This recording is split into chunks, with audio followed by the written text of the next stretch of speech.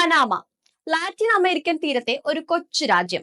Pacific സമുദ്രത്തെയും Atlantic സമുദ്രത്തെയും ബന്ധിപ്പിച്ചുകൊണ്ട് അതുവഴി കടന്നു പോകുന്ന കനാലിന് പനാമ കനാൽ എന്നു പേര്.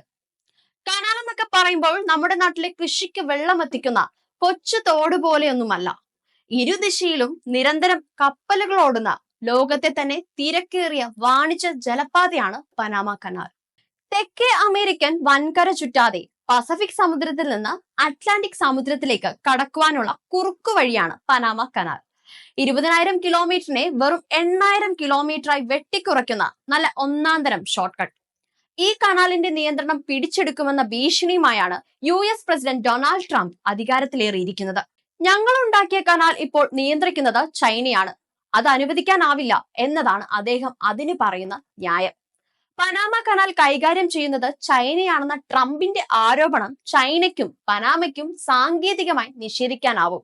പനാമ കനാൽ എന്ന ആശയം ആദ്യമായി മുന്നോട്ട് വെക്കുന്നത് സ്പെയിനിലെ രാജാവായിരുന്ന Carlos അഞ്ചാമനാണ് 1534.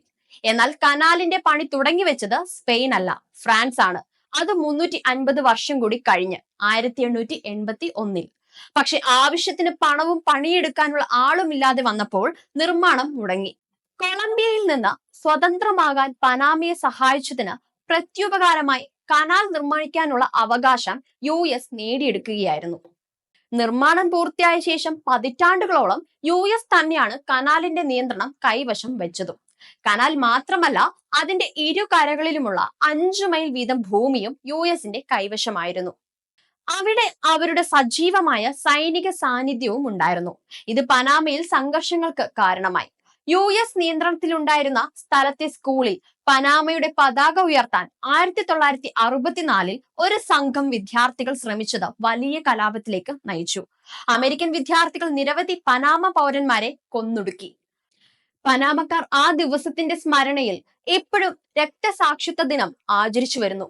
1977 Jimmy cart US president ആയിരുന്ന കാലത്ത് സമാധാന കരാർ യാഥാർത്ഥ്യമായി. പനാമ കനാൽ എന്ന ലോകരാജ്യങ്ങൾക്കുമായി തുറന്നുകൊടുക്കുകയും ചെയ്തു.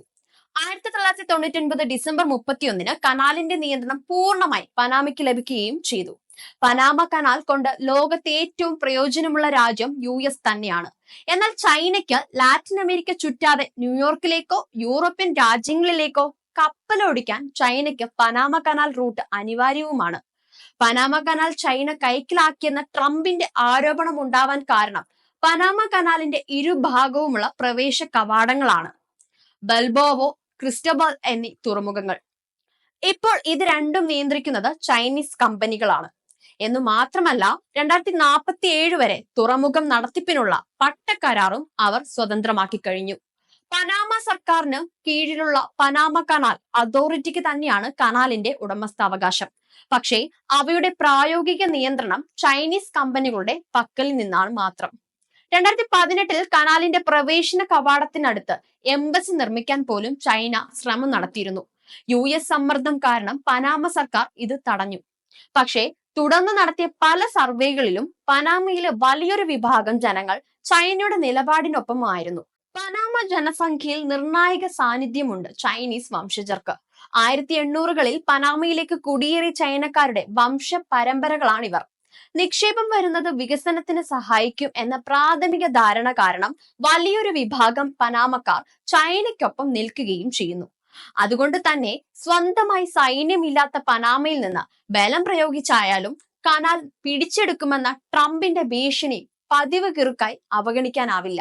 വരും നാളുകളിൽ ആഗോള രാഷ്ട്രീയത്തെ ധ്രുവീകരിക്കുന്ന സുപ്രധാന വിഷയമായി പനാമ കനാൽ തർക്കം മാറിയേക്കാം.